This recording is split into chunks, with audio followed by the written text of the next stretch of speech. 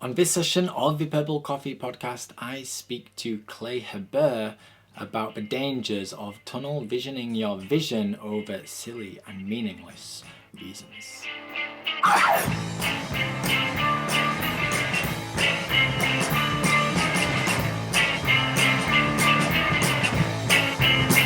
Hello and welcome to session 33 of the Purple Coffee podcast, inspiring entrepreneurial stories from some of the world's most awesome. I am your host, Turndog, and on this occasion I connect with Clay Hebert, who is one of the go-to guys if you are starting a Kickstarter or Indiegogo or any kind of crowdfunding campaign. But his skills go far beyond mere crowdfunding. He is a marketing awesome peep, a great speaker, provides great content, and is just a joy to know. He is quite simply awesome. And I'm very lucky to have him part of the Success Mistake and this very podcast, where he shares his great mistake, which is all about staying in the corporate world far too long and building his entire vision and hopes and dreams over something rather silly and meaningless. As a young man, it made sense, but as he looks back on it now, he's like, dude, really? Did I just spend and waste all that time doing something for that? Oh my God. It's something everyone can empathize with, especially you youngsters. I look back at younger version Turndog, when I was 20, 21, and what I thought was important then, considering what I think is important now, oh my God, it doesn't even sit in the same hemisphere. It's just like yin and yang, or black and white, mac or cheese, things like that. So yeah, it also makes me very excited about where I could be in 10 years' time and whether where I am right now will align with then. I hope so, but maybe not. It's crazy, isn't it? Hindsight like that. So I'm super excited to share my talk with Clay Hebert. You're going to take so much value from this. And I just want to share, before we get into things, how I came across Clay. I first came across him. I knew him as the man behind AJ Leon's amazingly successful Kickstarter campaign a couple of years ago. As a big fan of AJ and as someone who inspires me a great deal, he is the guy who's writing the foreword for the Success Mistake, which makes me rather joyful and such. I was like, Clay Hebert's cool. He's someone who knows his stuff, and since then he's just gone from strength to strength. He has worked on some of the finest Kickstarter and Indiegogo campaigns among other platforms. He has a knack for turning, thousands into hundreds of thousands and millions, and he's someone who you should definitely be following if you've got some kind of Kickstarter-esque campaign in you in the near future. But to be honest, it goes beyond this, because what Clay's really great at is just building meaningful and connecting crowds. Because that's ultimately what crowdfunding is all about. Finding a crowd and building an audience that's going to interact and be immersive. That's where Clay really stands on his own, and he is great at it. So be sure to check out his world. He is a great person to know, and you will be able to find all the links to his world at tdog/Purple Coffee 33, including a link to a special page that Clay has created just for us. Oh yes. It's at his site, and it's all around crowd hacking. It's all on the website, and it's in the interview, so I won't go on about it right now because that's to follow. So yeah, like I say, Clay's talk is all about how he stayed in the corporate world for far too long and built his dreams around something rather meaningless. In hindsight, he's like, I can't believe I did that, but it also helped him appreciate where he is right now and set him in good stead. So I think you can take a lot from his words, implement them into your own world, and be far better off for it. So we'll get straight into his awesome chat because I'm super excited to share it with you. But before we do, I've written a quick story in Clay's honor, because, I like to write and such. So I'm going to read that to you now, and hopefully you will know Clay in a slightly better way afterwards. So here we go. Don't let his name fool you, for Clay Hebert is not made out of clay. He's a real human boy, and boy oh boy does he use his boyish charm to good effect. This is a guy who knows a thing or two about building platforms, engaging audiences, and connecting one folk to the next, and the next, and so on. As you can imagine, he's a rather cool fellow. Considered the go-to guy for crowdfunding, Clay found a niche without following some trend or cashing on a hole in a market. As someone who spent his entire working life connecting and marketing and nurturing crowds, Places like Kickstarter simply found him rather than the other way around. For this, he's a dude you should check out and try steal, stash and borrow as much juicy info as you can from. Quite simply, he is awesome. So here is Clay's kind words. Okay, ladies and gentlemen, thank you very much for joining me and welcome to the Purple Coffee Podcast. I'm delighted to have with me this evening Clay Hebert, who is, well, he calls himself a crowdfunding Sherpa. I know it's on his website, and I like that a great deal because you don't hear the word Sherpa too often in the business world. And Clay's many things: speaker, soon-to-be author, blogger, consultant, and the like.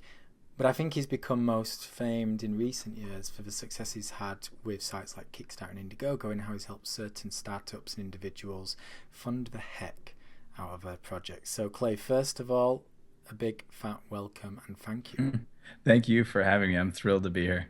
Oh, I'm excited to have you part of this. And as most regular listeners will know, this is an aid of the book for successful mistake. And I'm very excited to have Clay's input on this because I know that he's got both the corporate background and he's been there and done it in that sense. But he works not just in the startup world in his own sense, but he's surrounded by amazing individuals and companies all the time. It's a fast and fraught world and existence, so I'm sure he's got a lot of stories in that sense too. But before we get into your great big juicy faux pas, Clay, I'm just going to pass it over to you so you can explain a little bit more about crowdfunding Sherpering and who it is that you are. Yeah, absolutely.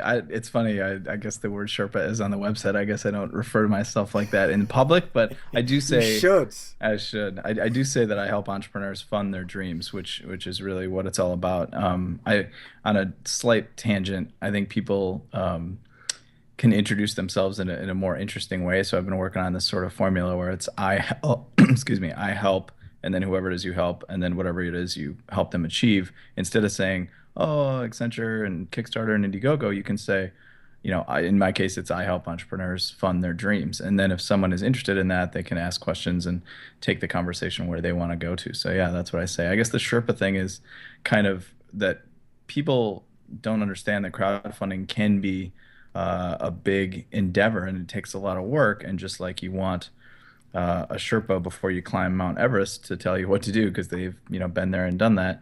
You want a Sherpa to guide you through the crowdfunding process. I know you've been through it a few times and are going through it again soon with your book.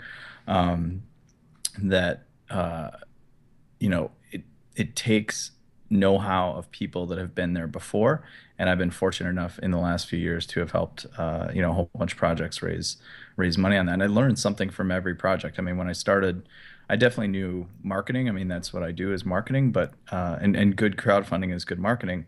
But I wasn't a crowdfunding expert in January of 2012, but I learned something a little bit more with each project. And then I think what good marketers do is they test things, right? They try, they see what works. And I've been fortunate enough to have the chance to try things on over 100 different projects. And so, yeah, it's been a lot of fun. And I love nothing more than, money aside, I love nothing more than helping these creatives and entrepreneurs get to, ship their art to the world. Yeah, it's so exciting. I love the whole idea of crowdfunding and crowd publishing. It's just a collaborative process. And even though I've failed at a couple of Kickstarter campaigns, I'm still such a massive advocate of it. And when I've done talks in the past, I'm like, I'm the guy who's failed at this, yet I'm still going to be the one encouraging you to do it because at the very least, you make new friendships, new connections. And like you say, you learn all the time. It is one of those trial and error existences in crowd publishing and funding, and it's there for everyone to see. You can't hide behind armor. It's out Yeah. there for people to see, and I think people respect that and they appreciate it in today's world of, well, just chaotic messages. Absolutely. It's a very public thing, and that's I think why a lot of people are scared, and I think that's also why a lot of people should do it because people need to get better at putting out, public things into the world whether they're going to work or not because the cost of failure is rapidly approaching zero, right? Like Mm. things like crowdfunding are driving the cost of failure to almost zero. So if you look at, you invested some time and some money in your projects, and it was public, but you're a perfect example. You talk about it publicly, you say what you've learned, and I think if you had to rewind the clock, you would do it again because it was still net positive to you, even if you didn't hit your goal. You learned a lot about worked and what didn't, and you're getting better and better at it. And so I think everyone who has an idea, should consider it at least trying crowdfunding because just the act of doing the project and organizing something and putting something live and public on the internet for people to react to and potentially negatively is a useful thing, in this world, like you said, where we often hide and craft the best versions of ourselves online via our social accounts and things like that. I would 100% do it again. It is. I just love the whole transparency of it all. And I also love how, to an extent, you sort of stumbled across this because it's not like you set out to be, the crowdfunding guy, but it's one of those things. You do a few projects and a few more, and a few years down the line, it's one of your fortes. I think that's a very important and valuable inspiration for entrepreneurs because it shows that you can start off in the business world doing X, and as long as you're open to opportunity and you keep your eyes wide open and excited, then it can lead to all sorts of new possibilities further down the road too. Yeah, yeah, I was really thrilled to be lucky enough to get started doing this back when it was somewhat new. It wasn't brand new in 2012, but when I Googled, Kickstarter tips and tricks or crowdfunding tips and tricks, there really wasn't much out there back then. So it was great to get started and help all these folks get their projects going. No, and I have it, thankfully part of the book I have the wonderful Ethan Austin, who is the guy, one of the co-founders at Just Giving, and he was telling me about what that landscape was like back in, I think it was 2007 or 8, and there was literally just 5 different platforms, and it wasn't even called crowdfunding back then. It was, I forget what the term he used, and I just think, wow, it's such a part of the everyday life now, but go back to then and it was a very sparse existence. But he gave a very interesting overview. Yeah, it's interesting. The platforms are new, but the concept isn't new.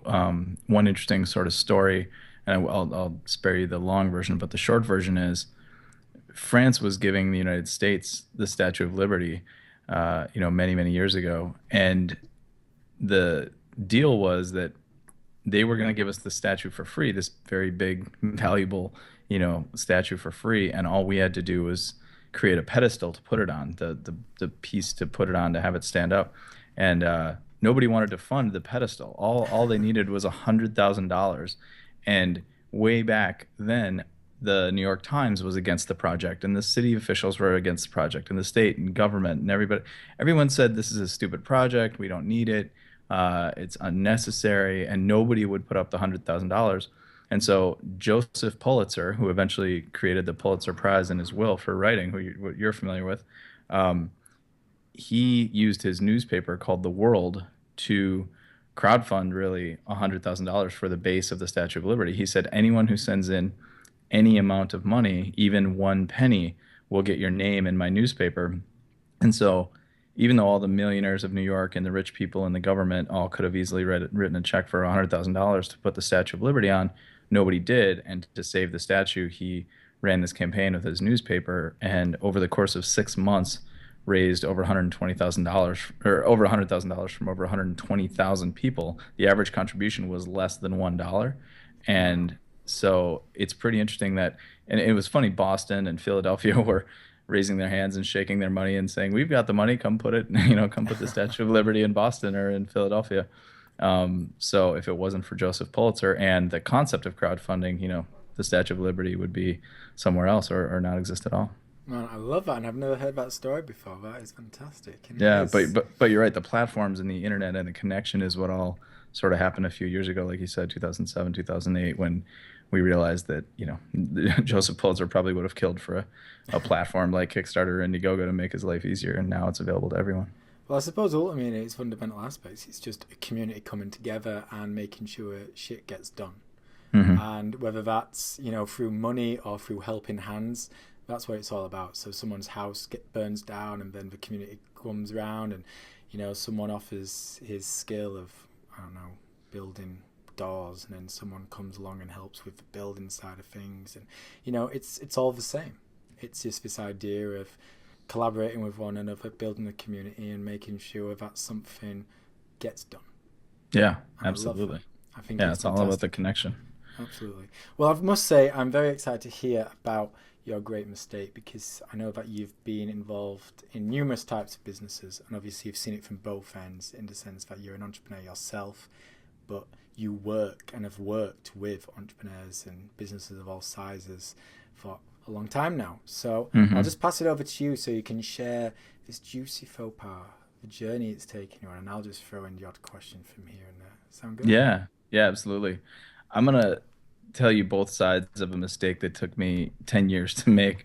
Um, the first piece of it was when I got my job out of college.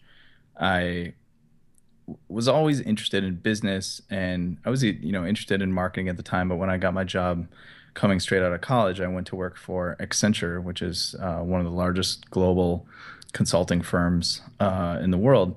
And for me, it was a great way to sort of, work with really smart people, work hard. It was, seemed more interesting to me than investment banking on Wall Street. So I went the consulting route.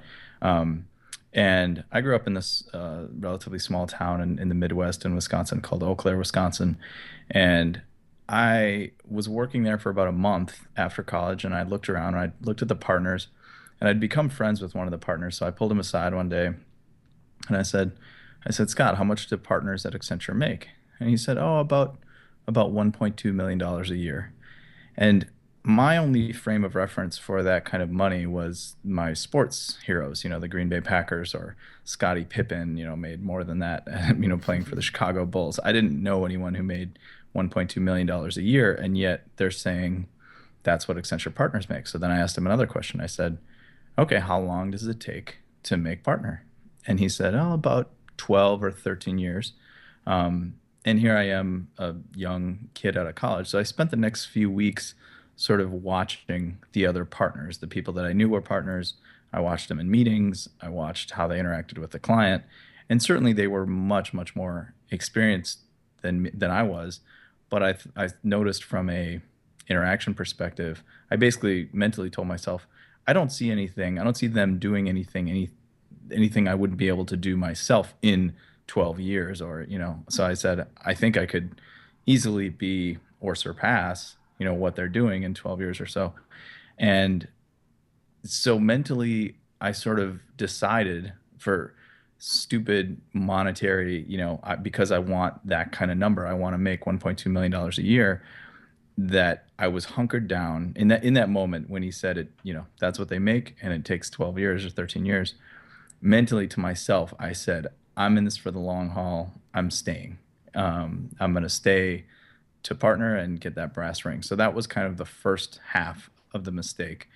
And it didn't really manifest itself for a while. I was at the firm. I was learning a lot. I was working with smart people. In 2003, I discovered Purple Cow, a book that Seth Godin wrote, and then I kind of went down that rabbit hole and found Seth's work and a bunch of other people's work, and just was exposed to this whole other world of kind of marketing and innovation in business.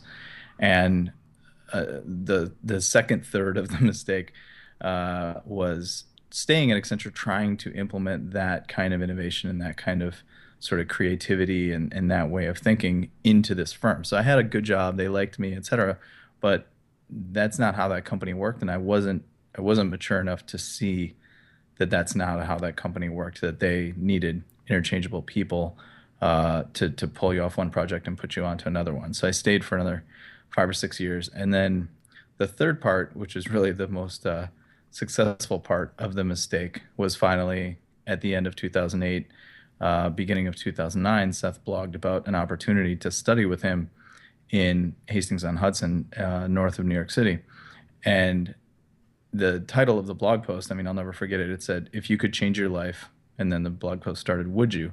Um, and I absolutely wanted to change my life. I had the entire time I had stayed at Accenture, the requirements it took to make partner had gone up, and the starting salary, this 1.2 million that I was so excited to make and so, sticking around for a decade, 12, 13 years for, went down to a fraction of what it was.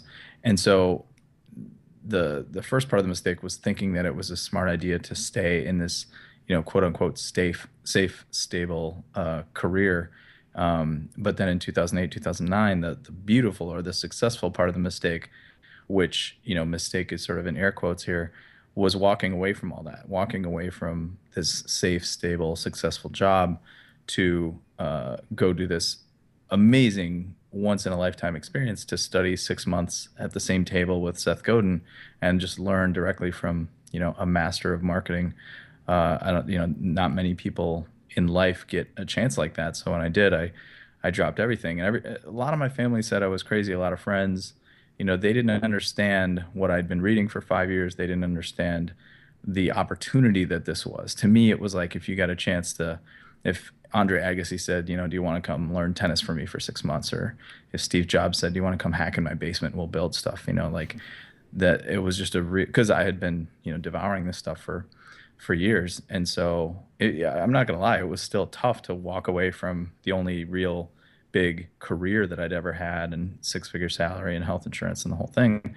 But I also knew that any other job I would have the rest of my life would not only what I would learn from Seth directly and learn from meeting the other folks in the program, but anything else I wanted to do the rest of my life because of who Seth is and the world that he plays in.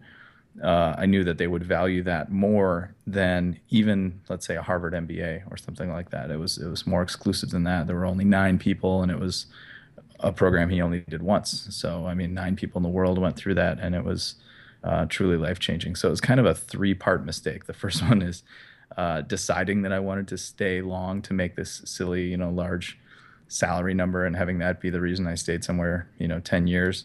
The middle part being, discovering this other world, this kind of book of secrets, and trying to implement it inside of Accenture, but not really having a lot of success. Had a few successes here and there, but it's just not how that company works. And it was a mistake not to see that earlier. And then the third part, which was, the most successful part of the mistake, was really after 10 years leaving it all and getting a chance to study with Seth.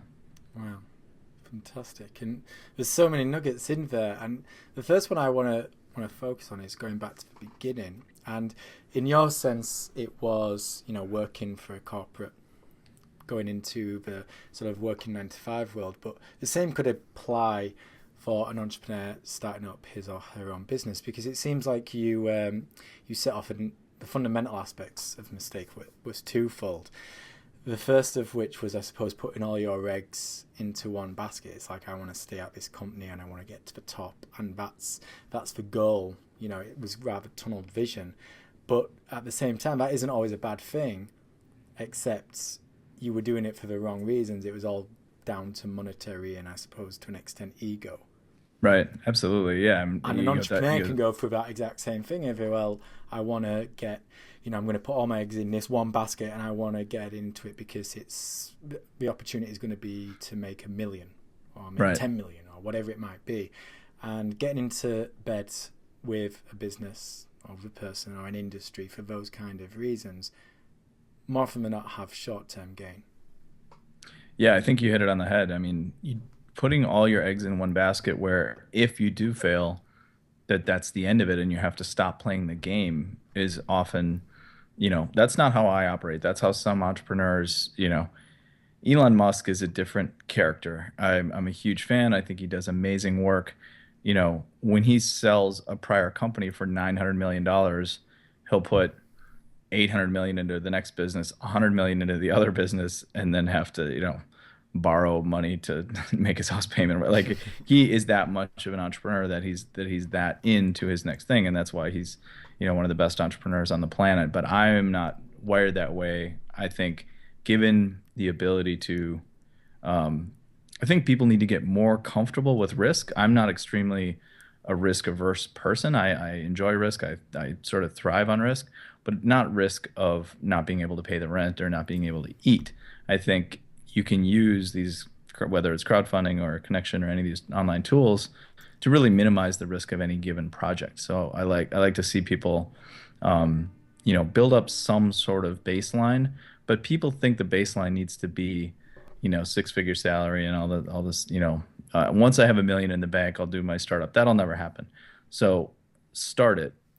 have a safety net. But the thing is, if you have a great job, if you're a smart person, et cetera, they'll take you back. The thing that really helped me make the leap and leave Accenture after the Seth Godin thing, when I finally sent them the letter that said I'm not coming back, um, was the knowledge that uh, if I really had to go back, if everything crashed and burned and I couldn't get a single marketing client and I, couldn't figure out the speaking thing, that they would take me back. If I said, you know what, I've been gone a year, I had a 9 year, 10 year run there, would you hire me back? Of course they would. They need people. And so, but yeah, safe is relative because IBM's going to lay off over 100,000 people soon.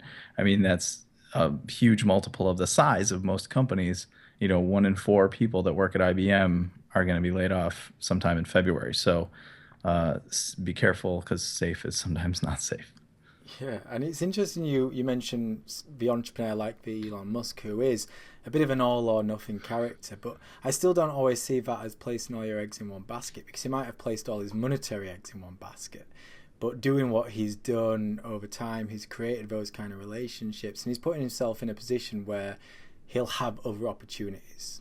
There'll be No, other directions he go down. If SpaceX doesn't work out, then he knows there's going to be other ideas. There's going to be other people who believe in him, because he's put himself into a position of more. He's not just chased the buck.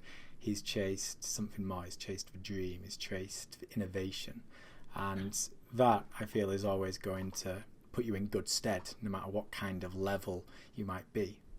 yeah, that's a really important point that you just made, which is he's the kind of person that, because he could get a job in any company. He could walk into any company he wanted and have a C-level job because he's created that kind of person. At a micro level, we shouldn't all aspire to be Elon Musk, but in our own way, we should all aspire to be the person that, doesn't need to format their resume because the recruiter proactively recruited them because they already knew who they were. So I always tell people, and it's advice I love to give on podcasts because it's very simple. It'll cost you $10. Go to hover.com and buy your domain name. If you don't own your first name, last name, I know you do, and I do, and most people do, but a lot of people listening to this, if you don't own your first name, last name.com and it's available, it's the best $10 that you can spend this year, because it can be an Etch-a-Sketch platform for your life. If you want to be a writer, you want to be a photographer, you can put up whatever you want on that website. And then when if you want to change jobs, change your vocation, you can just tip it upside down, delete it, and start over. But there's no better representation of who you are. And oh, by the way, that's what shows up in Google when someone Googles your name, is your own website, if it exists. So I always like to give that piece of advice, which is you don't have to be Elon Musk, but start with your own website and start hanging some ornaments on that tree. I like that a lot. And it brings us on to my next point, which kind of takes us into the second and third stage of your story. Because I know that today you're a bit of a master connector. You're someone who loves to connect, like-minded individuals to each other, and it's a very respectable thing. I've met some great people like yourself and Jason Gaynard and AJ Leonora. It just seems like you spend your days just connecting people to each other. And I'm guessing, or you may say that I'm wrong here, but I'm guessing that all kind of began when you went on Seth's course. You were just thrown into this thing where Seth's just this massive personality has built a great persona, but you'll have been in a room with 8 or 9 other people plus Seth. Was that kind of when relationships went to the next level for you, and you saw the value in, how I can come across as a person and how I can connect and how I can associate with other individuals?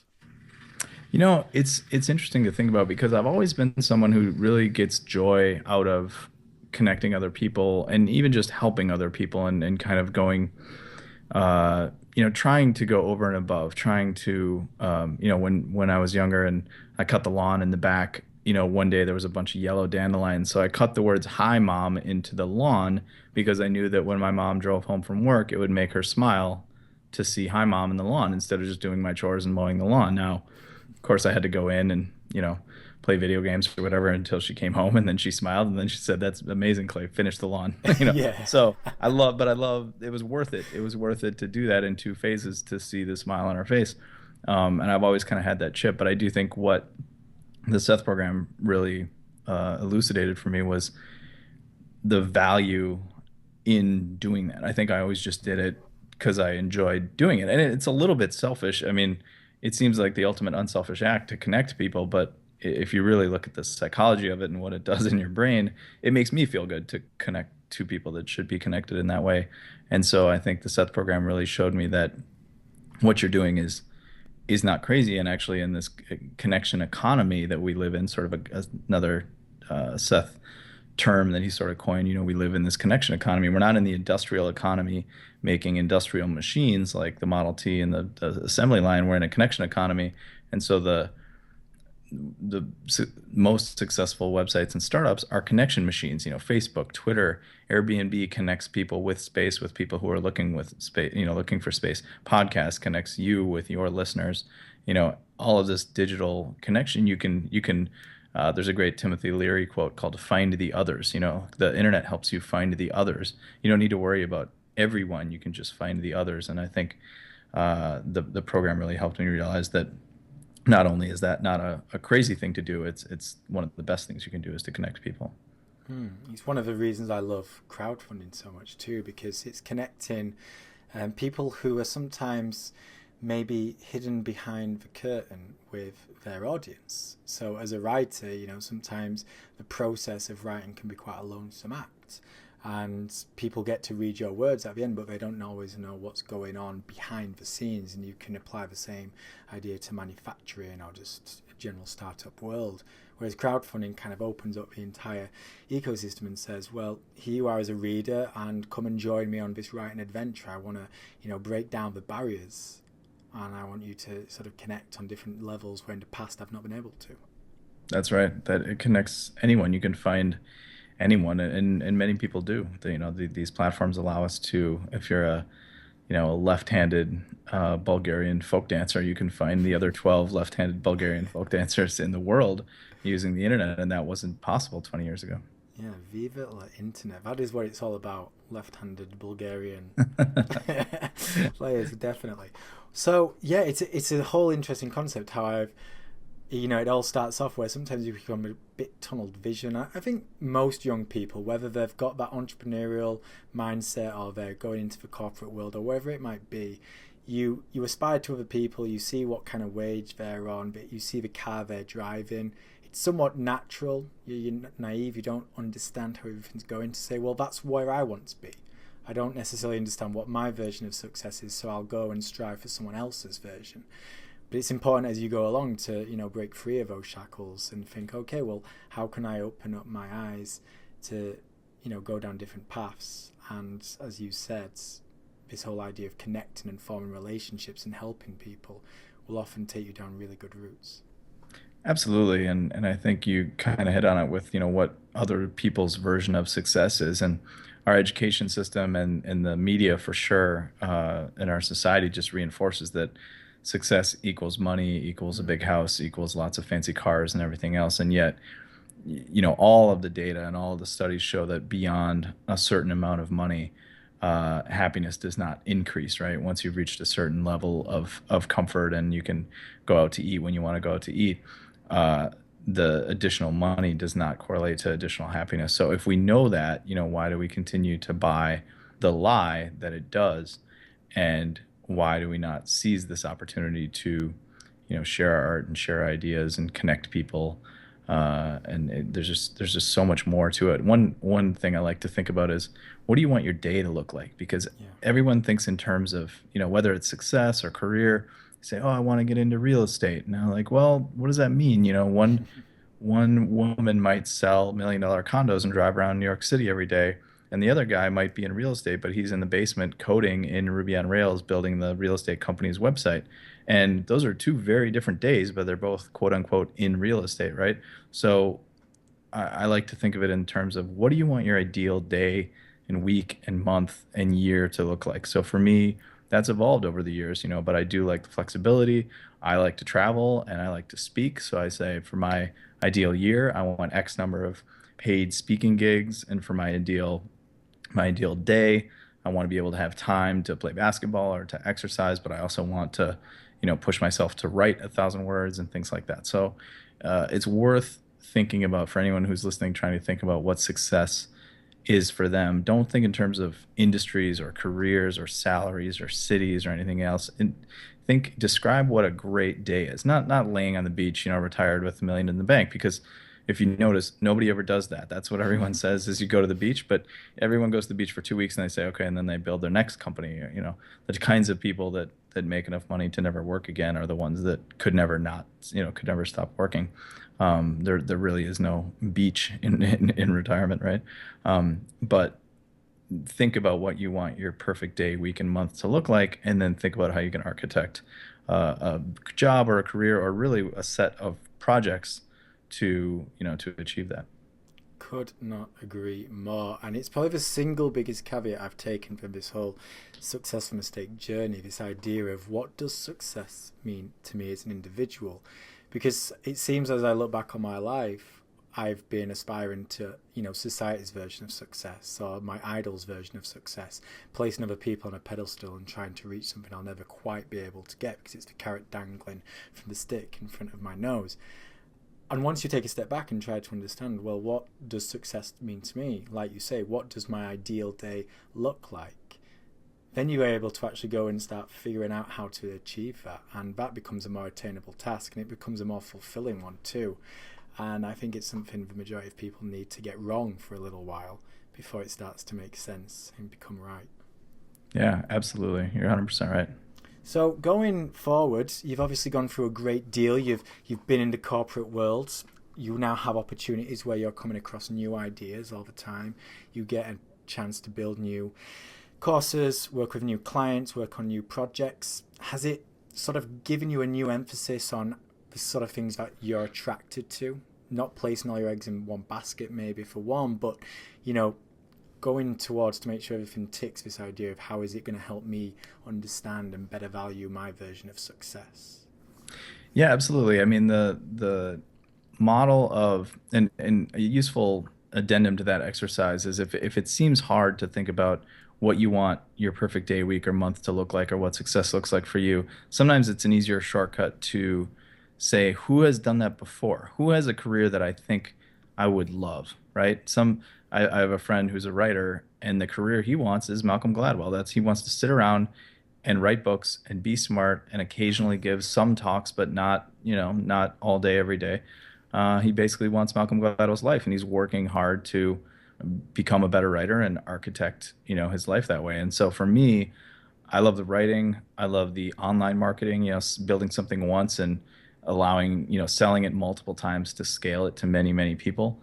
I get lots of emails every day asking for help with crowdfunding, but the average creator who's trying to raise, say, $30,000 on Kickstarter doesn't have 10 or 20 or $30,000 to pay for consulting. So it's fun to be able to create an online course that for a tiny fraction of what I would charge for consulting, they can, get all of my knowledge through the magic of the internet and video and downloads and things like that. So that's a lot of fun. And then, and you hinted I was writing my first book. I'm working on that. And I do love speaking and going and teaching. I think, writing and speaking and teaching and the course are all teaching. And I really love to teach. Maybe it's from my childhood or maybe it's from the 10 years at Accenture. But when I'm at my best is, when I'm speaking in front of a crowd or when I'm sitting with entrepreneurs, whether it be in person or online, and drawing on the whiteboard and really helping them figure out, the strategies and what to do next. Great. And I must say, we were talking a bit about your book project going forward, so I'm super excited to see that develop. And where can people follow both your book writing journey, and I know that you have plenty of content when it comes to crowdfunding? Yeah, personally, my personal site is clayhebert.com, Hebert. And then I'm Clay Hebert pretty much every social network. So come say hi there. And then if you want crowdfunding, Kickstarter, Indiegogo type advice, the blog is at crowdfundinghacks.com and all the stuff is there. Actually, I would love to put together a little package for your listeners. We will put that up at crowdfundinghacks.com/turndog. So crowdfundinghacks.com/turndog, and I will create a special bonus package for some really cool content for your listeners. Man, appreciate that so much, mate. It's very exciting. I certainly encourage everyone to go check that out. Even if you're not planning a crowdfunding campaign And now, at some point in the future, it is probably worthwhile for you to at least just test and validate ideas. It is one of the quickest and simplest ways to validate an idea. Now, if you just throw it up on something like Kickstarter, it's not going to guarantee success. And if you want success, you need to put a great deal of effort into it. So that's where things like your courses and content comes into play. But sometimes just getting that content out there just to see a microcosm of a reaction is enough to make you think, well, is it worth a second campaign, or is it worth maybe beta testing it and something along those lines? That's absolutely right. Yeah, the key is not always the money. It's really the learning, and you can do a Kickstarter campaign and not succeed, but you can't do a Kickstarter campaign and not learn. Oh, I like that. And yeah, to an extent, then you cannot fail with crowdfunding. I like that. It makes That's me right. feel better about my failures, I tell you what.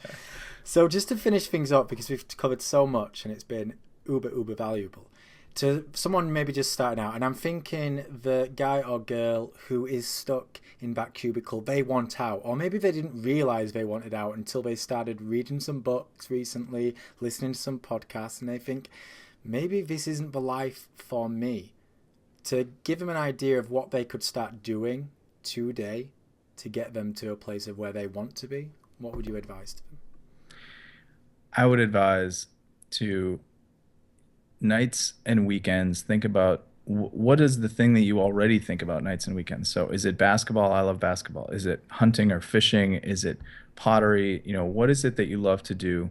And if you don't have passions, I would say you need to reevaluate your career and your life, because even if you're married with kids and you have this day job and everything else, people always say I don't have time. Well, you have time for what you make time for. And there's a great quote. I don't know who it's by, but they say you want to see a man's priorities. Show me what he did that day. That because we all the people that work out and get fit and go to the gym all the time make that a priority, and that's what they do all day. And so figure out what your passion is.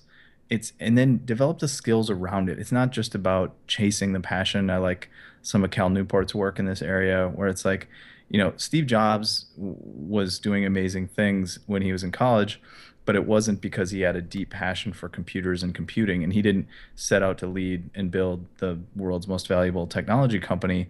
He had a passion for learning and learning new skills, and the skills that he learned were applicable to Apple later on. Learn how to speak, learn how to sell, learn how to try things, and then just slowly build a tribe. Gather your first 10, 50, 100 emails, write a blog, write every day around your passion.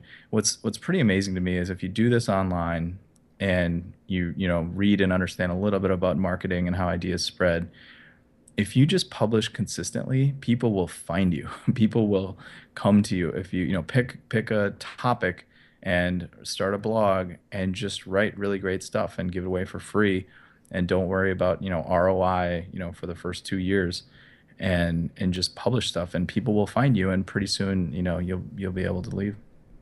Man, and I suppose it's impossible to not just keep coming back to crowdfunding when speaking to you, because you are the man of crowdfunding. But everything that you said there is the basis of a really great crowdfunding campaign. This idea of starting with an idea or a passion, building the expertise around that, start building the community and the crowd before you actually get to the funding aspect, give a Yeah. lot, provide a lot of content, and eventually you get to the point of launching your campaign, or in this instance maybe just start monetizing your blog or release your first product or service, and then let the building blocks piece together bit by bit after that. Yeah, there's almost a myth with crowdfunding that there's this huge crowd, right? The word crowd just sounds big and huge. Instead, it's much more you and 500 people, or you and 1,000 people. I mean, we both know AJ Leon, and he had less than 500 backers to Yeah. his crowdfunding campaign, and he knows a lot more than 500 people. So don't think about it in the top down. I need to get in the Wall Street Journal or the New York Times. Think of it in the bottom up of who are my 10 closest friends and family, who are the 100 next circle, who are going to bring, you don't need everyone. You need 1,000 people or less. Wow, that is a really good point. And I'm about to, well, at time of recording this, we're just about to do the crowd publishing campaign for Success Mistake on Publishizer. And I don't think there's been a single project yet on there where more than 1,000 people have pledged or pre-ordered a book. I think the most is about 870. But Yep. there's been a few which have raised upwards of $20,000. So it does Right. just go to show that, less does mean more. And in things like Kickstarter, the average backer is often, is it $70, $75 around that mark? Yeah, if you take the average of the math out of everything, the average back that skews up from some really large Yeah, donations, and absolutely. there's also some small ones. But yeah, I mean, if you can structure your campaign to get, instead of getting $9 from someone, if you can structure it to give them so much more value that they give you 30 or 40 or 50, well, if you have 1,000 people at $50, that's $50,000, and that's more than most projects need. Happy days. There we go, guys. You just need to do that. So I certainly encourage you to check out Clay. I'll be putting all the links, including to the Turn Dog page, on this very podcast page. So yeah, that's pretty much everything. Thank you so much, Clay. It's been wonderful. Thank Great you. I've insight. had an absolute blast. Oh, me too. And indeed, listener and viewer, thank you for joining us. I hope you've taken a lot from it. So for me and Clay, cheers. And there you have it. Thank you so much for joining me on this edition of the Purple Coffee Podcast. And a big, humongous thanks to Clay for sharing his awesome story. I am sure you've taken so much from this. I know that I have. It's an inspiring tale, and it does go to show that you can stay in your corporate job for far too long, and it's all built around fear and meaningless dreams. You're striving for that promotion, the next one, and having a fancy car and a big salary or whatever it might be. But what does it actually mean? And it's brought a great deal of value into his life, because now he's able to focus on working on only the projects that bring true value and that he can help with. So I hope you've taken a lot from it. I know I have. And be sure to check out Clay's world. If you go to tdog.co/purple coffee 33, you'll find links to his entire universe. Be sure to follow, and including the special page that he's so kindly created for us, you'll be able to join his crowd hacking site and learn a great deal from him. So get some goodies while you're at it. And while there, please consider subscribing, rating and reviewing this very podcast, either on iTunes or Stitcher, or however you're listening to this. Everything that you do in that regard means a great deal from me. So I will leave you to your day. Thank you so much for joining me. Clay is a top dude. I'm sure you've taken a great deal from this. Until next time, keep it awesome.